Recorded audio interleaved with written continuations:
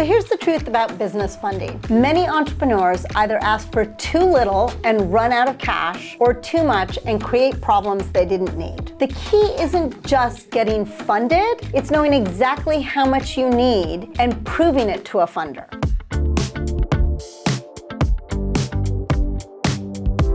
Today, I'm going to show you how to calculate your real funding need and what documentation funders will actually require from you. Let's talk about why getting this number right is so critical. If you underfund, you won't hit your milestones, you can't hire the team you need, you can't execute your marketing plan, and worst of all, you run out of cash before revenue catches up. And when you're desperate, you end up either accepting terrible terms, or even worse, you have to declare bankruptcy. But overfunding has its own problems. With equity, overfunding means you're giving away more of your company than you needed to. With debt, you're paying interest on money that you're not even using, and that's not smart. And here's what people don't talk about. More money often leads to sloppy spending, less discipline, and this can actually lead to failure. What you want is the right amount, enough to execute the plan with a reasonable buffer, but not so much that it creates a drag on your business. So how are you gonna figure out that number, right? What you actually need? It starts with understanding 4 things. You need to understand your current cash position, right? How much money in the bank, your monthly burn rate, your growth milestones, and your runway.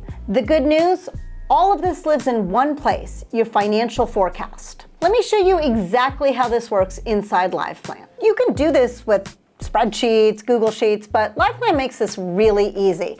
So right now you can see I'm actually already looking at a projected cash flow, right? This is the forecast of what's gonna happen in my business.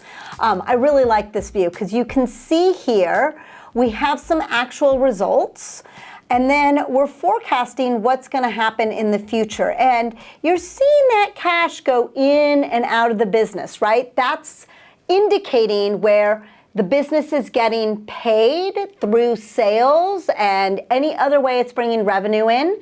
And the business is also spending cash, paying bills, salary, payroll, all of that. So you can see that here, and I really like this view. Now, I'm gonna actually click over from looking at the cash flow, which just shows the money going in and out. It's not your bank balance, to actual cash balance. Now, here you see that our cash balance is doing really well and better than predicted, but there's some potential issues here where the balance is negative. Well, you can't have a negative balance. That means you're bouncing checks. So what are we gonna do about that? How do we deal with that? That is an indication of funding needed. And this is all actually calculated by bringing in your net cash from operations, right? That's all that money that's coming in. It shows your net profit, it shows any cash from investing and financing, and you can see there's nothing in this plan right now. So that's what we need to do. And I really love this view because it helps you understand the difference between profits and cash. This isn't profits, this is cash in the bank, and it helps you track money coming in and money going out. And that's the exact thing you need to figure that financing amount out. So what are we gonna do now? I'm gonna hop into the financial tables because I was on that cash flow forecast, and that's a statement, right? A projected statement. Now I'm in my financial statements, and I can see my revenue and how it's coming in and out. I can jump over and look at this business doesn't have some direct costs, but if you had them, it would be here. I can look at personnel. What are all the salaries? What are we paying here? I can actually look at all of my expenses, but these don't necessarily tie to cash directly until I get to my cash flow assumptions. Because my cash flow assumptions are gonna actually tell my forecast when the money comes into the business and when the money goes out. And what do I mean by that?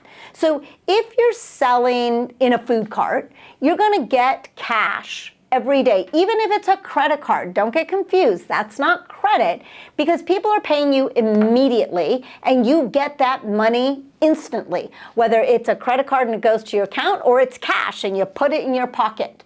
But if you're running a business where you give a product or a service and then you invoice, you make the sale, but you don't get the money yet. So this is what the cash flow assumptions are going to help us really figure out.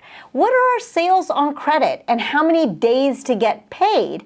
And what are our purchases on credit and how many days to pay? So right now you can see in this particular business, we don't have any sales on credit, and that means it doesn't matter how many days to get paid. It means everything gets paid instantly, but that's not really the case. So we're going to slide this over and we're going to move it so that half of our sales are actually on credit, meaning we're going to invoice and we're going to have to wait. And we're going to say that we're going to wait 30 days to get paid. And you can see instantly, I know I need some funding here, right? You can see these low points every month that require me to get some funding. So this is a great view. Then I'm going to come down here, purchases on credit. This looks great. Days to pay. Looks fantastic. If I had inventory, this is where I would turn it on. But we already mentioned this particular business doesn't have inventory, right? No direct costs. So we're not going to turn it on. So what do I do now? I've got my cash flow assumptions. My cash flow indicates that it is not going to be smooth sailing. Now it's time to understand my financing. So here we're going to go to the financial tables and I'm going to go to my financing tab. And you can see I don't have any financing. I'm going to do a scenario and add some financing. So for this business, I'm going to add a loan, and that's what I'm going to choose is best for this business. But you can see here, you can add a line of credit, other financing, investment. I'm going to call it a loan. And so we're going to answer some questions. We're going to receive the cash September of 2025. And how much am I going to receive? I'm going to put in $100,000. Then I'm going to choose a 5-year loan, so 60 months of payments. It's a pretty standard business loan. And I'm going to get a constant interest rate, especially in this climate. I don't want to mess around with a variable interest rate, which could get really high and be debilitating in terms of the debt I have to carry. So I'm going to go with constant. And I'm going to put in the interest rate of 8%. I think that's reasonable in this climate. Might be higher, might be lower, but I'm just forecasting for right now just to see how much funding I need. So I'm going to see what that does. Oh, and you can see it's actually made a really big difference in the cash, right? You can see it's cash balance that I'm looking at. I can also look at the flow, right? But I'm looking at this cash balance here, and it's looking pretty good, but I need a little bit more of a buffer here to get through. So I'm going to go back to the loan, and I'm going to up that loan to $150,000, because remember, it is about getting the right amount of money, not too little so you run out like you saw in this plan, but also not too much. So we're going to see what that looks like. That is making me feel a whole lot better. You can see that I have a buffer where my worst month is still over $7,000 in the bank. And that makes me feel good. That makes me feel like this is a good amount for my business. Now, you're working with a partner, you're working with a lender. They might have opinions and you might want to work with them and talk through. They might want a buffer of $15,000 always, and that would then bump up the amount of money you'd have to get. Or they might say, you know what, this is perfect. This is exactly what you need. This is part of what you're going to do when you're trying to figure out how much money do I need. Now, in order to be able to see the financing and how my cash balance and cash flow is affected, I will need a full forecast, which has revenue projections like you can see here, which has personnel expenses, other expenses. I'm going to have to do the whole forecast because that then informs those cash flow assumptions and then the financing.